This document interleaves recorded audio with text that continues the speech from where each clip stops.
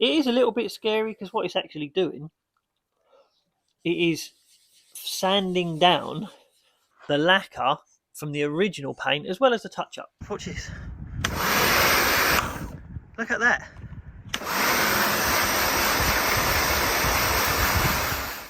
Oh. How's it going, everybody? Welcome back to the channel. Do you know what? It's going to be a bit ironic, this one, because looking around here, I am about to make a video about sort of all of the products I use and stuff cleaning my cars, and every car that I'm surrounded by is absolutely filthy dirty. I mean, look at the state of this. I've only just bought this in, but look at the state of it. I had to clean a little patch there, which I have scratched, but I had to clean a little patch to look at the side of it to make sure it wasn't too bad. I mean, this is how I sold this about 4 years ago. I've just bought it back. Claire's Range Rover is not too bad at all. This has just come on a part exchange, and oh, that's poorly. That's definitely poorly. However, I think it might have a future. That, oh dear, just hit Claire's Range Rover. Might have a future, that car. There's a witch's legs in the front garden. I mean, Halloween's weeks away, but that's what happens when you've got little kids. They get a bit excited, don't they? So, God. So, what I'm going to do is, this is going to be just a video about the different aspects of how I prep my cars. I'm going to try and do it from start to finish with sort of different stages. But it's a bit of a hard one, really, because straight away, as soon as you're saying about cleaning cars, one, I'm not an expert, I'm not a detailer, I'm self-taught.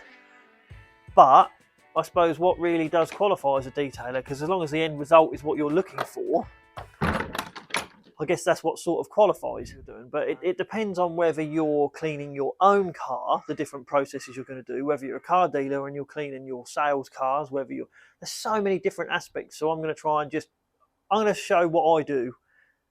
And then if people don't agree with me, then that's fine. Or if people have got other information they can tell me, I'm well up for the notion that every day is a school day. So I'm well up for learning anything.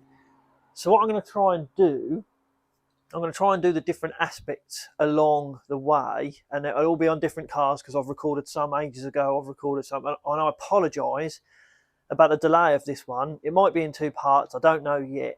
So I was going to try and say what I do and why I do it and that sort of stuff. But if you would prefer that I just list them for 5 minutes and then go away, then tell me, because I'll probably have to do this in 2 parts. So I think the start of it is going to be about a jet wash, because it all starts there. Let's see. So this is actually a really good example of why you need a jet wash. Now, I've just bought this little Citroen C1 in. Yeah, I don't normally do these little cars, but someone gave me a ring. They've had it from brand new. It's a 14 on a 63 plate. It's done 25,000 miles. It's free to tax. I couldn't say no to the car. And it hasn't had a proper jet wash for a long while. Every one of the, I mean, I have actually started cleaning this little bit, but all of the little crevices, all of the little gaps, all of the little bits where stuff can gather, it will gather. All of these little sort of corners around here. To be fair, this is a fairly good one. All of in the wheel arches. I mean, look at the build up in there. Pretty much what I'm getting at is the importance of a jet wash. You have to have a jet wash, no matter how much of an argument you put up against a bucket and sponge compared to a jet wash. Everything, every job, every project, no matter what you start with on a dirty car, starts with a jet wash. It doesn't start with a bucket and sponge. Then you start getting into the complicated things like fallout removers and this and that. We'll get onto that. All of the green areas, like under that, a bucket and a sponge just will not penetrate in these areas, but a jet wash will get in there perfectly. However, that is where the power level of the jet wash that you buy becomes very important. Right, so we're going to stop there. Just quickly talk about jet washers. If you haven't got a jet wash yet, go and buy one. Don't buy a really powerful jet wash, because people are going to go out and buy a £200, £300, £400 electric jet wash because they think the bigger the better. Now, cleaning cars, that's not necessarily the case, because if you think when you've got a really powerful jet wash and you're sticking it in little nooks and crannies of cars that, I mean, even when they're still factory painted, nothing is impenetrable. So if you get too close on a corner where there's the microscopic gap of clear coat or anything like that, and you lift it up, you're going to rip the paint off that panel. I've done it. Everyone's done it to a certain point.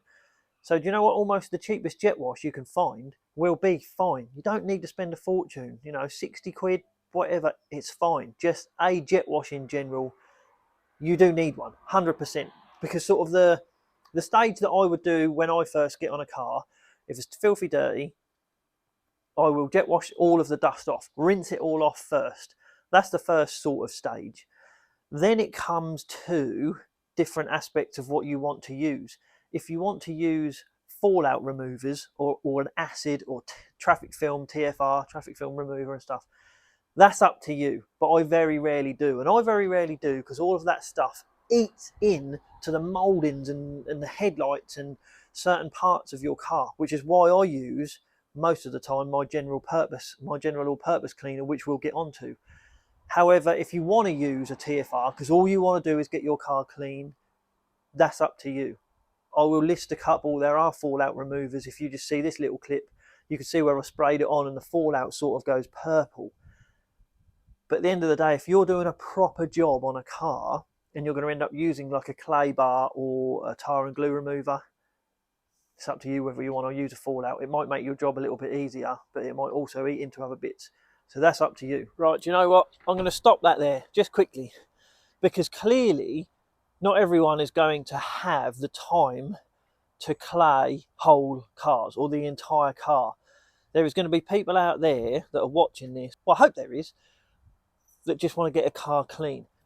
So to a certain point they will want to use fallout removers, but I'm not endorsing traffic film remover or acid, or I'm not endorsing it. You don't need to use it ever.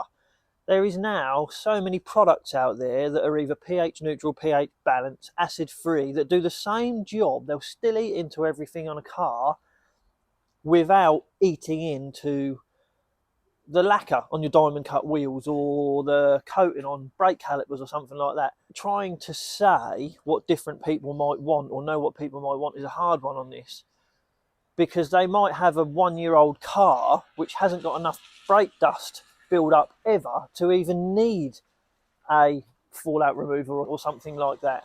All that sort of car is going to need is soapy water and a sponge, you know, or a wash mitt. So I'll tell you what I'm going to do.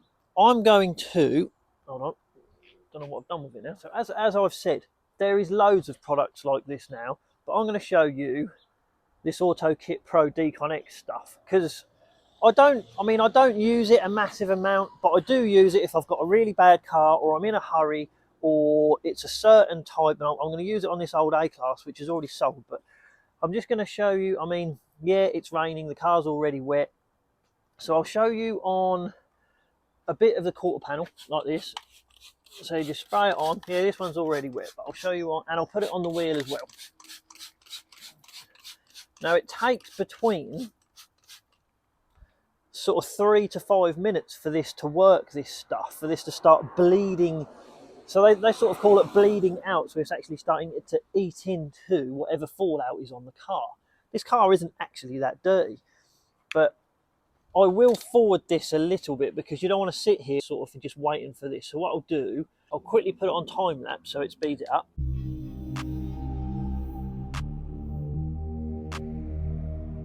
Right, so that's literally just after about a minute. I got a little bit impatient. I couldn't be bothered to wait anymore. But as you can see, even on the quarter panel, you can see the tiny little bits of fallout. Now this is actually in the paint. This isn't stuff that you would just wipe off with your finger or with a sponge. It is eating in to the tiny little bits of fallout that are in the paint, and it will make it really smooth. Now, it's up to you whether you now sort of want to sponge this or agitate it with a brush. I'll be honest, usually now I would get a brush and agitate that, but I'm just going to quickly, just to show you, I'm just going to quickly rinse this one off. Just quickly. Just that little patch there. Just so you can see, I mean, so I didn't touch that at all. I didn't sponge it, I didn't brush it, didn't agitate it, nothing. And you can see the difference of how clean that has got that, and with no effort, literally no effort, just finger action, spray. So you can do that on the whole car. Hold on. Let me quickly get that off there. Oh, and let me get it off on the quarter. Yeah, so just so you know, don't let it dry. I mean, if you're doing that in the middle of the summer, you have to be quite careful. Whether it's acid-free, don't let it dry on the car. You have to get it off whilst it's still eating in, whilst it's still wet. Don't let it dry on the car, don't let it dry on the paint, don't let it dry on the wheels. Get it off before it dries. But it's good stuff. And, you know, there's loads of stuff like that. I'll put a link to that in the description of the video as well. That's all I'm going to do on Fallout. Right, then we're going to get on to snow foams. You would have seen me use snow foams a lot, and I'll put a couple of little videos of me using snow foams on different cars here. Do I think snow foam works? Yeah, I do think snow foam works. I'll tell you two things that I like about snow foamers. One is completely mental.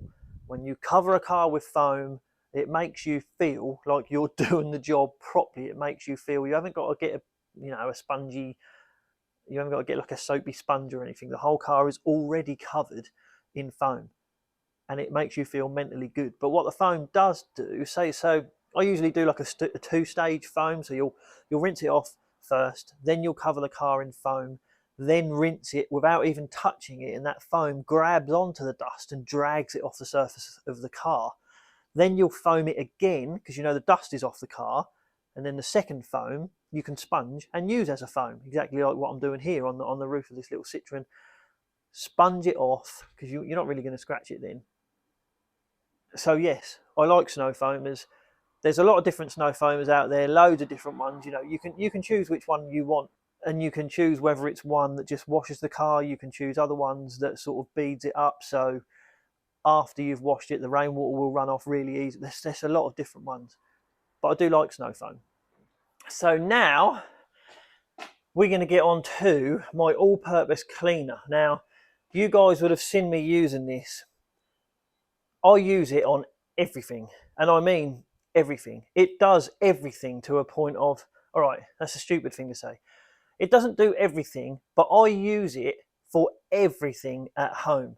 I use it for work. I use it on the cars, as you've seen. So it's not acid based, but it has got penetrating properties, so you do have to be careful with it, but it's a lot tamer than acid and stuff. So as you've seen me, I've used it, I use it on door shuts, I use it to degrease under the bonnet of cars, I use it to clean wheels, I use it to clean, I use it for everything. I use it in the house. If Alfie has an accident on the carpet, it'll clean carpet. Cleaning flies, dead flies off the front of your car, spray it all over the front of your car, leave it for a couple of minutes, it will penetrate and they just fall off. It is such a good cleaner.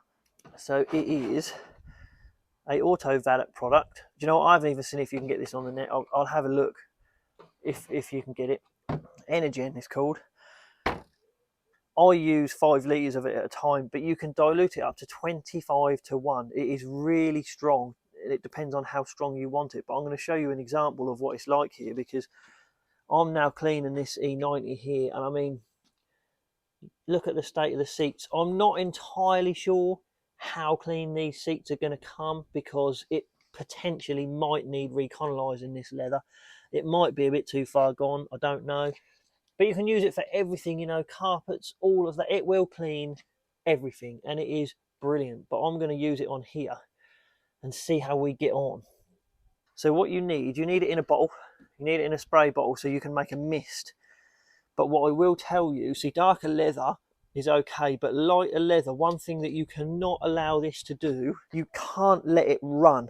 So as in, you can't spray so much of it on the seats that it runs. If it runs, and I don't know why it does this, but if it runs, the first time it cuts is always the strongest, and for some strange reason, you potentially can't get the runs out, no matter how many times you clean it if you let it run.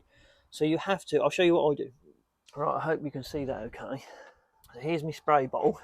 So I've got it on mist setting, as you can see, and I'm literally spraying a mist over it.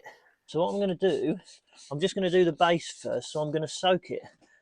The base is a lot easier to do, but as soon as it starts running, rub it in to the seat. so it doesn't actually run properly. Obviously the back of the seat is a lot harder to do because it's on a vertical surface, but you just rub it in, but you need to let it eat into the dirt for a few minutes. So you can't just spray it on and then scrub it off, because it needs to eat in. So you do need to get it pretty wet. If I scratch that with my nail now, I mean, look at potentially how clean it will end up getting. So what I'm going to do, I'm just going to let that eat into that for a minute, and I'm going to spray the back. But as soon as it runs, I've got to rub it because the back is really hard to do.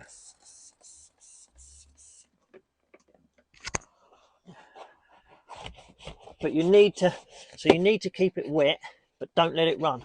Right, once it starts eating in, that's when you want to get your stiff brush and start scrubbing the dirt that it has eaten into it, and you'll see, obviously you'll see the dirt coming out of the cracks.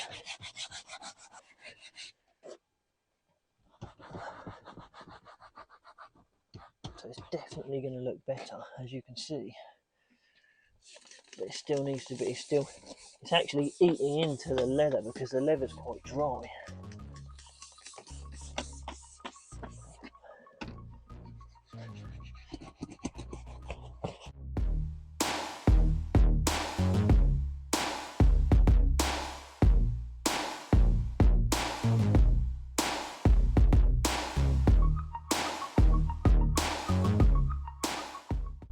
So I can't scrub it any more than that. But I mean, the difference is, hold on, let's take a picture of that. Oh no, then we'll compare that to how it was before. And I mean, it's, you know, that as far as I'm concerned, that's an acceptable seat for a 108,000 mile car, which is what, 15 years old, this car. But I mean, I'll do down there, and then it'll get all of this dirt out of here, and then it will look like the other side because I've done the other side. It's good stuff. It's really good stuff. Oh, just going to quickly cut away and interrupt that little bit. And sorry about the sound. I haven't got my mic on because I've got to show you this. The Energen stuff. I've just got the caravan back. Now I don't keep the caravan here. I store it somewhere, so I can't see how horrendously dirty it is.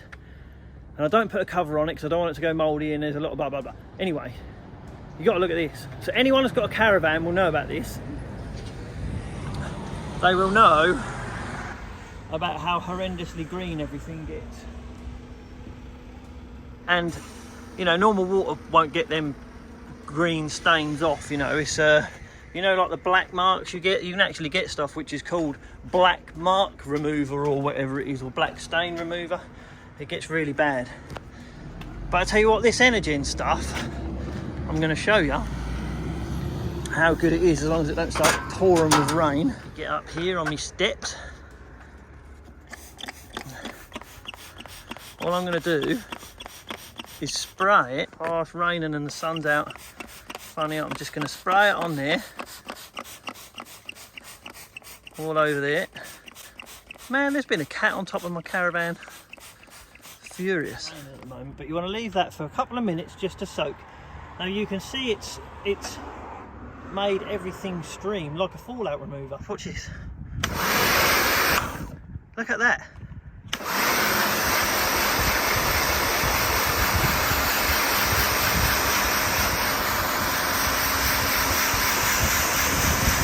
See, look at how it just literally falls off.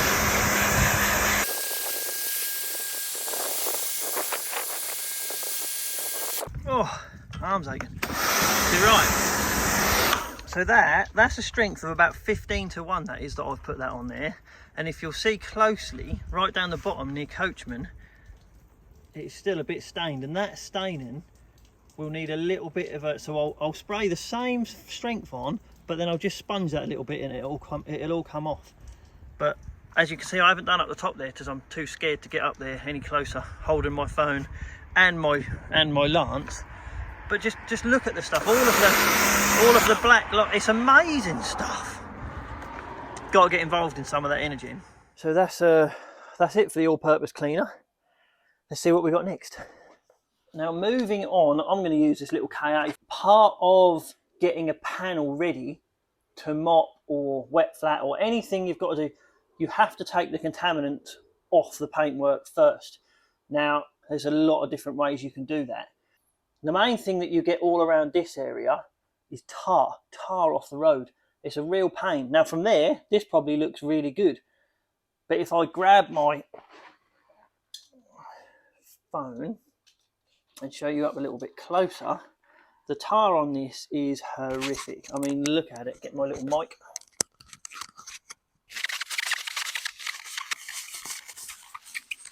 It's pretty, I mean, that's a pretty bad one there.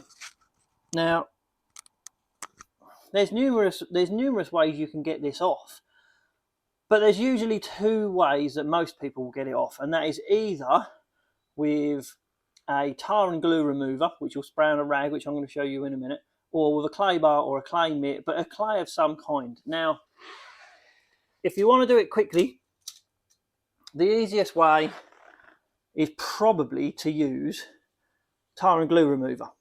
You get a microfiber cloth.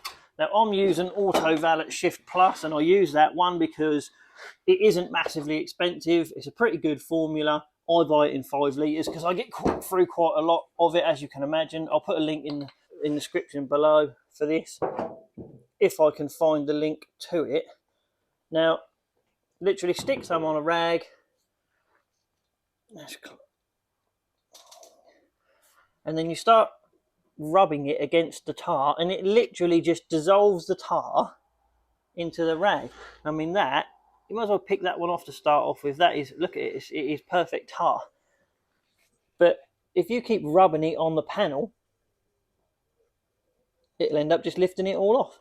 Now you need to make sure that your microfiber cloth is clean, because obviously rubbing a panel like this can scratch the hell out of it if you've got a dirty cloth. And this will get 95% of the tar off that panel and anything else that is on it, really. And it doesn't take long, it doesn't take that much effort. Tar and glue remover isn't expensive, but it also isn't the most professional way to do it. If you wanted to do this, so that, I mean, that now feels very smooth. It's pretty good. But to get all of it off, my personal opinion is it's better to use a clay bar or a clay mitt, a clay of some sort. We'll get onto a clay bar in a bit, but just if you want to do a quick job, get everything off the panel, enough to be able to start mopping a panel, tar and glue remover will do it fine. You will have, that's a good one, you will have stubborn bits of tar that just don't want to come off. So that means you either have to pick them off with your fingernail, or that's when you have to revert. A clay bar will get everything off the panel, it will. But for a quick job, that's pretty good. And when there's that much tar on it, it's easier to do with tar and glue because it all just gets absorbed into the cloth. It's just my opinion, but that's a fairly easy way to get the tar off that panel.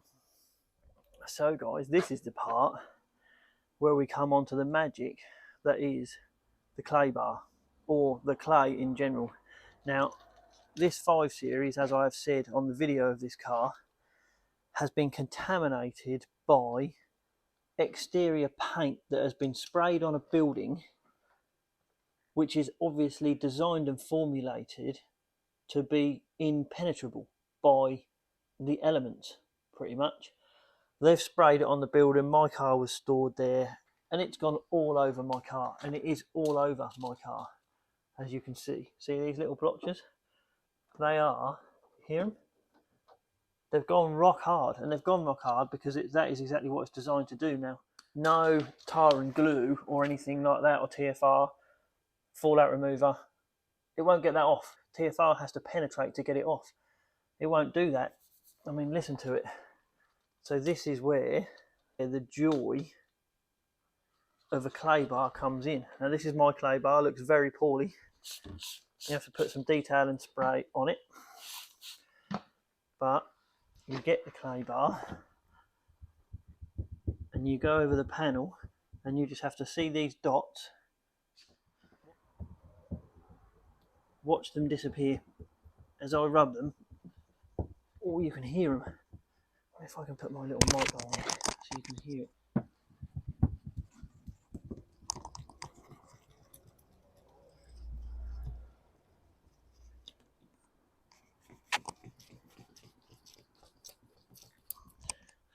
So that's that patch done. Wipe it off with a microfiber.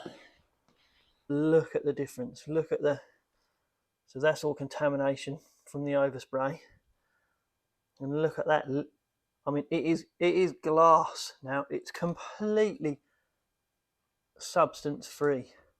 And that's it. That is all that is the tiny little demonstration of clay that I need to do. I mean, you can almost use you can almost use washing up liquid diluted in a squirty.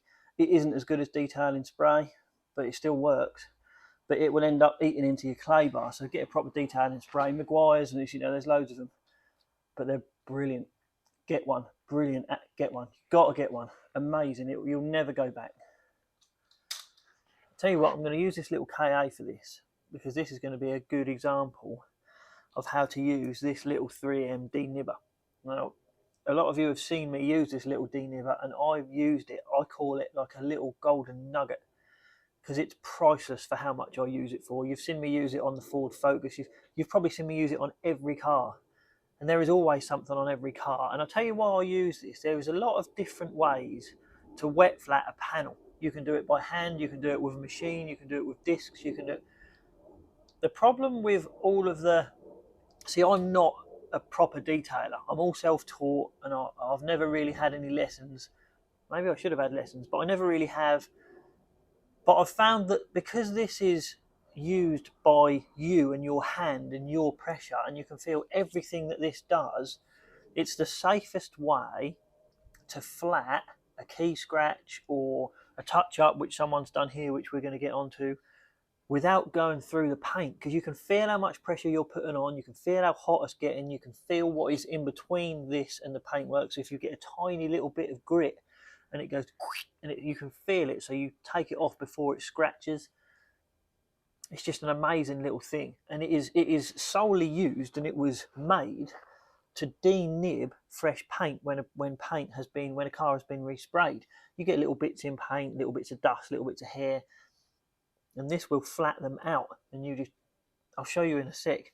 And you use it. So you need this. I'll put the part number in the description for this, but the part number for this on this particular one is 13441 by the looks of things. There's another part number on there, but it's a little Finesse hand sanding pad, 13441.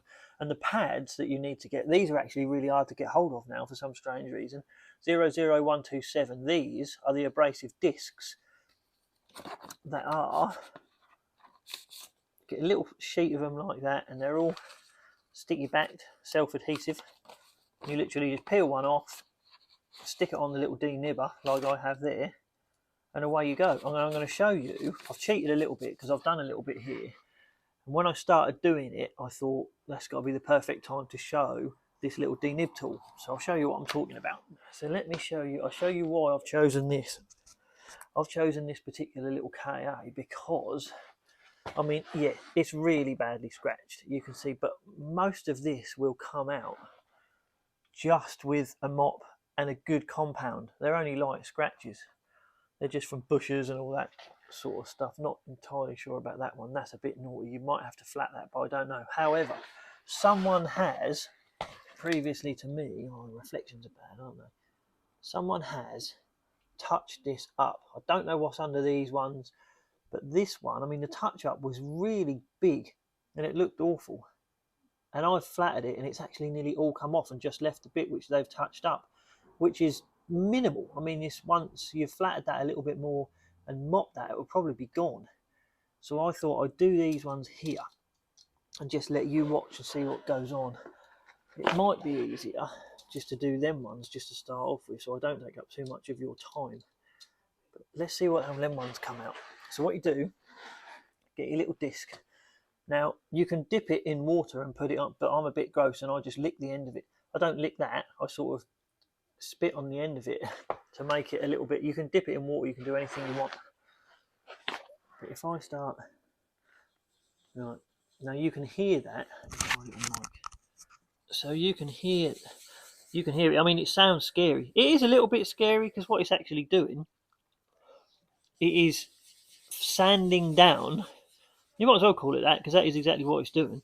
It is sanding down the lacquer from the original paint as well as the touch-up. Hold on, let me put my little mic back on. So you can, I'll tell you what, I'll stop it halfway. Get a damp cloth, chamois, anything that you've got to just take off the residual excess. And that will leave you with a fairly scary look, and when it dries, a fairly scary looking patch that you've flattered. So, let me pick this up. So you can see them original touch-ups. Look, there's one there, there's one there. And I've only gone halfway through. I haven't even done them ones there yet. So I've only gone halfway through, but it looks very scary. Yes, it does. I appreciate that. But this is where you have to keep going. We'll do the top one. Oh, so that's uncovered. Right, I'm going to stop there. That's uncovered what has been touched up. See that white bit there? This is where you have to get a little bit brave. I'm going to zoom in a little bit. Look. So someone has touched that up. Now this is where you have to work out whether you want to try and flat that to see if whatever has been touched up is on top of the paint or whether it's gone all the way through. You can't even feel it, so it hasn't gone very deep. Yes, Ford paint isn't that thick, and in a perfect world you'd have a paint depth gauge, you'd know what you're working with, but not everyone has. And I haven't. I had one, I didn't use it, so I sold it because it was a lot of money.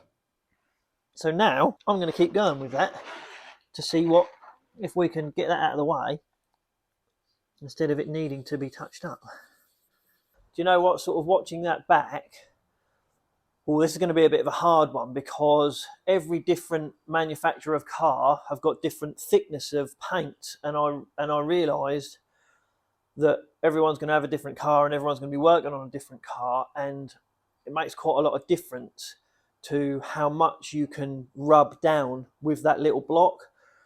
So I just, not very many people are going to have a paint depth gauge. So as like a rule of thumb, German cars have got really thick lacquer, thick clear coat, thick paint, lovely to work with. You can potentially flat German cars quite a lot before you go through.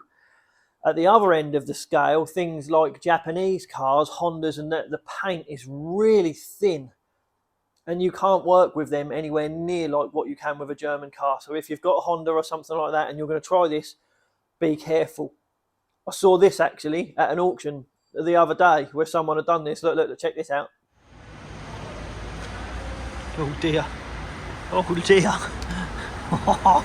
Someone's got to be excited with a rotary there. Oh, they're burnt through. What are they trying to get out? Oh, they're trying to get that scratch out. Oh, it's a naughty thing about Hondas. Real thin paint on these Hondas. Good cars, just real thin paint. So if you've got a Honda or that sort of Japanese type, be careful, the paint's really thin. Right in the middle is your Fords, your Vauxhalls. They're sort of in between. They've got a sort of an average thickness of clear coat on them. So try and use that as a scale. I hope that helps. I know it's not exactly, I know it's not the best advice, but hopefully it's better than nothing. Oh, let's see, perfect. It's nearly gone. There you go, now it's gone. So that one's gone completely. So the bit that was touched up didn't need to be touched up. Don't get me wrong, it would have looked better black and touched up than white and a big patch of white. Black was always going to look better on black. But when you've got one of these and you're not too scared to have a little bit of a experiment, that's what you can do with it. So we'll carry on. This one's a tiny little bit scary because it's right on the swage line of this wheel arch. You see this wheel arch? Let me show you. See this swage line here. Now paint is always thinner on swage lines. It always gets hotter quicker and you'll go through it real quick. That one is right on the swage line there. Bit scary, but we're going to do it anyway.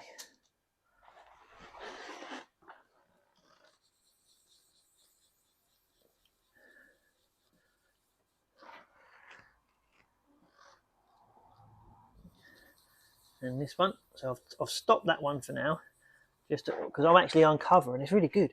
I'm uncovering what's been touched up. Can you see that one? Right. You see that one there? That's the white mark there that's been touched up. I haven't gone all the way through with this one yet.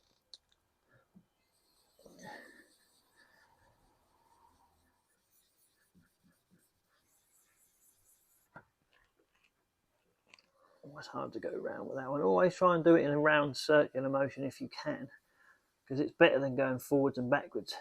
It's a bit like when you polish off a car. You don't go forwards and backwards with that, do you? Right, that's that one done, that one done. So they're all done. Tell you what I'm going to do. I'm going to stop that one just for a minute, and I'm going to mop all of that section there and see how it comes up, because if that doesn't look too bad, I'm going to stop there. You need to know when to stop. So right on that swage line, I do not want to go through, because that would not be a very good example. And I'm now going to buff it off and see how it looks once we've buffed that off. Now, I'm not going to get on to the buffing heads and compounds and that, because I will have either done that before this or I will do it after this, and there'll be a section on this video for mopping, mop heads, buffing, whatever you want to call it. But what I will say is, and I probably will either reiterate this or I will repeat myself, but when you flatten a panel like that, you have to use heavy compound to mop that out. You won't do it just with a normal polish or a finishing compound or anything like that. It's got to be a heavy cut, and I will always use Fast Cut Plus because it's the best one that I've found. I've used loads of compounds, and do you know what? They're all pretty good. It's just I keep going back to this one. It generates a little bit more dust than some of them, but I like the way it heats up. I like the way it cuts into a panel. I just like everything about it, apart from the dust. So, unfortunately, I've actually lent someone my mop head, so I'm having to use a battered one. Look at that! But I'm just for the purposes of the video, it'll be all right. It'll work.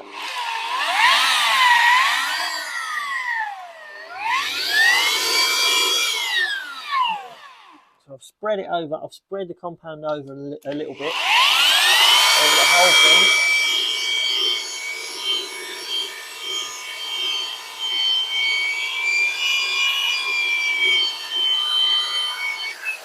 I'm only going to do it quickly. It's warmed up pretty well. Right, so as you can see, let me lift that up. The only bit that we've got left is, so I've mopped there fairly heavily. It's got quite hot. Can you see that is still cloudy because I haven't done that section very much, so it's still a little bit opaque from where I flattered it. It's still flat, but that's come out perfectly. So if we go back to what it looked like before, I mean, already it looks amazing, doesn't it, straight away? I'm in a little bit of a pickle with that bit there because you can hear it.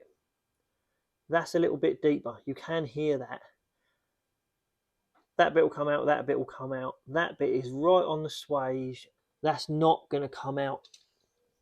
And if I try to take that out right on that swage, I'm going to melt through it. Do you know what? I'm going to go a tiny little bit more, just for your sakes, to see if we can.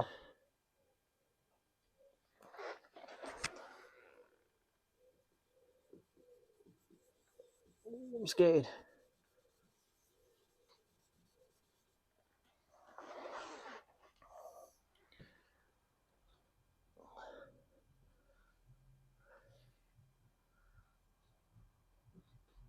That's not going to come out completely, I don't think, because it's already been filled in.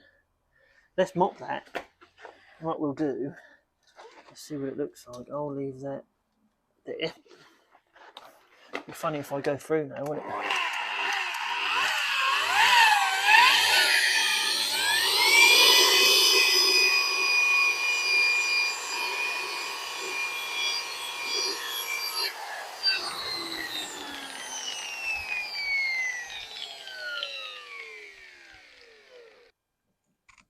That bit needs flattening a tiny little bit.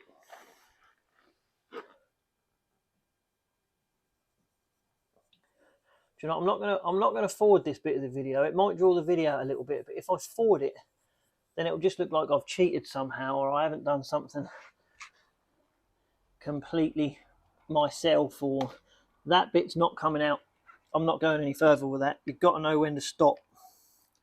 If you don't stop, you'll end up going through and having to get something repainted.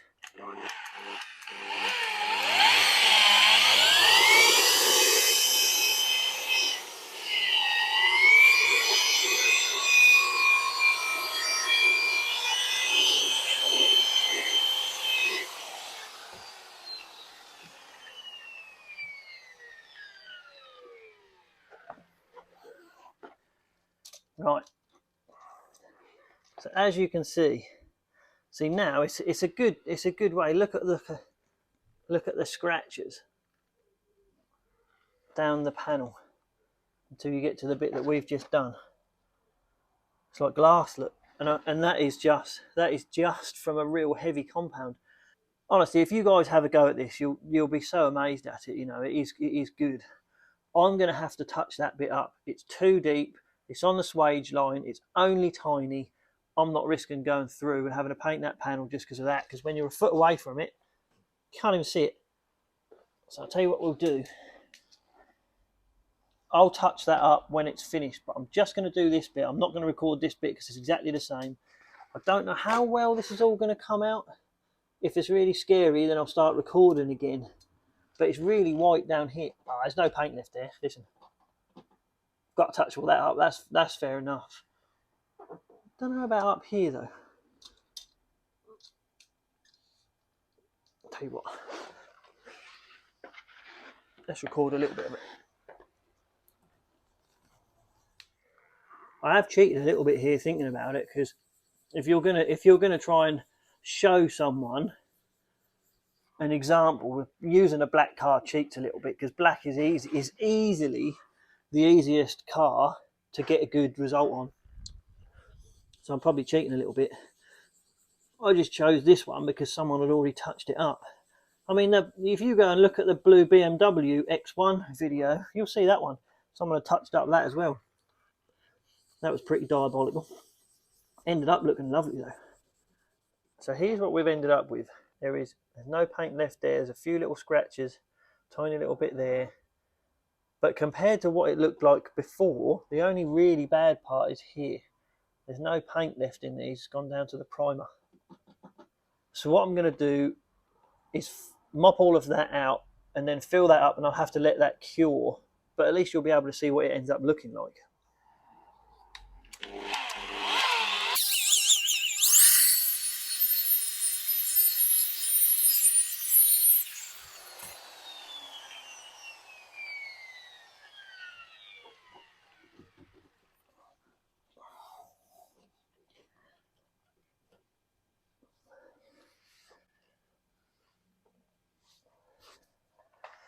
Right, I'm going to do that whole section again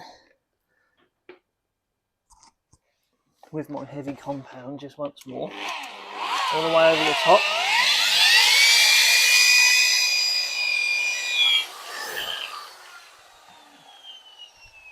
Just had a quick go up there to see if that scratch will come out, which it will. Nice.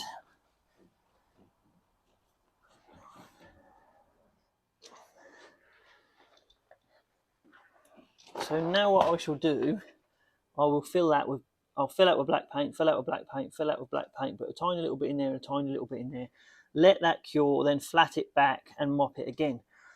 But just for the example of that little Denib tool, that shows how good it can be. I mean, I'll put a picture up of what it looked like before. It looked atrocious. And now it looks like that. So, I mean, that is just one application of why I use that little Denib tool. It's amazing. And Alfie has got hold of that a couple of times before. Oh, it's more than his little life is worth for him to chew that. What do you think, Alfie? Enjoying the sun, boy? Yeah. Look at my little A-class shining in the sun. Nice. It's a nice evening. A bit cold. Right, so I'll tell you what. I'm going to leave that one there as a part one, because I know I talk a lot, but I didn't know if it was better to just list a load of products And then, I mean, a certain amount of people will know what they all do. A certain amount of people won't like the ones that I use. But I thought if I showed you how I used it, you might be able to do it yourself, which to me made a lot more sense than just going, I use this, this, and this. Thanks, see you later. But if you would prefer that I just said I use this, this, this, and this, then let me know for part 2, and I'll keep it a lot shorter. But if that was the sort of thing that you were looking for that video, then let me know. What I can do better, let me know. I'll do that on part 2. And we'll see. But I mean, hopefully that helps someone out a little bit. If that helped anyone out, if it was good, give me a thumbs up, let me know. Send me a comment which was good and which was bad. And I mean, I know I'm talking too much now. Can't help it. There's something wrong with me, I think. Thanks for watching this one, everyone. I look forward to seeing you on the next one. Don't know what I think the next one might be. Another update about this place? Or I don't know. I've given that one away a little bit, you know, with that one.